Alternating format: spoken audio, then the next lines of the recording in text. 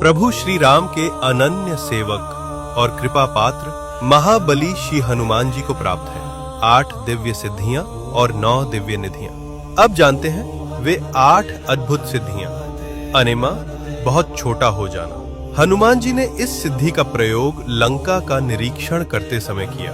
महिमा, बहुत बड़ा हो जाना। सूर्य को निगलने के लिए हनुमान जी ने विराट रूप धारण किया था। गरिमा, बहुत भारी हो जाना। महाभारत काल में महाबली भीम का घमंड तोड़ने के लिए हनुमान जी इतने भारी हो गए कि भीम उनकी पूंछ तक नहीं हिला सके। लघिमा, बहुत हल्का बन जाना। हनुमान जी इस सिद्धि से हवा में उड़ने में सक्षम हुए। प्राप्ति, जो चाहो तुरंत पा लेना। पशु पक्षियों से बात करना। माता सीता की खोज में हनुमान जी ने पशु पक्षियों से संवाद किया। प्राकाम्य, मन चाहा रूप लेना।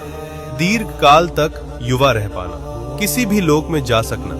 हनुमान जी पाताल लोक तक गए और अहिरावण से प्रभु श्री राम और लक्ष्मण जी को मुक्त कराया। ईशित्व, सब पर प्रभाव और प्रकृति पर नियंत्रण।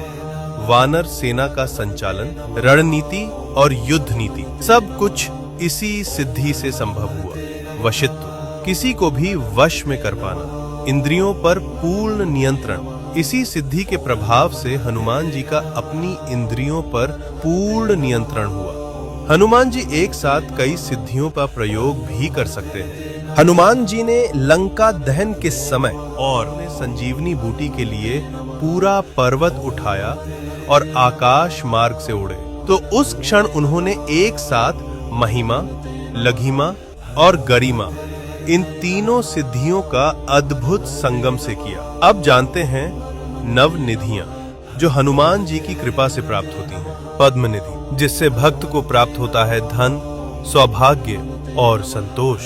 महापद्म निधि, जिससे भक्त को प्राप्त होता है स्थायित्व और दीर्घकालिक सफलता। शंख निधि, जिससे भक्त को प्राप्त होती है कीर्ति, यश और विजय।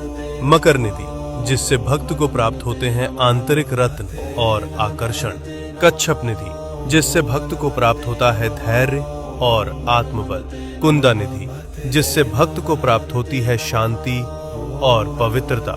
नील निधि, जिससे भक्त को प्राप्त होती है तेजस्विता और दिव्य आभा।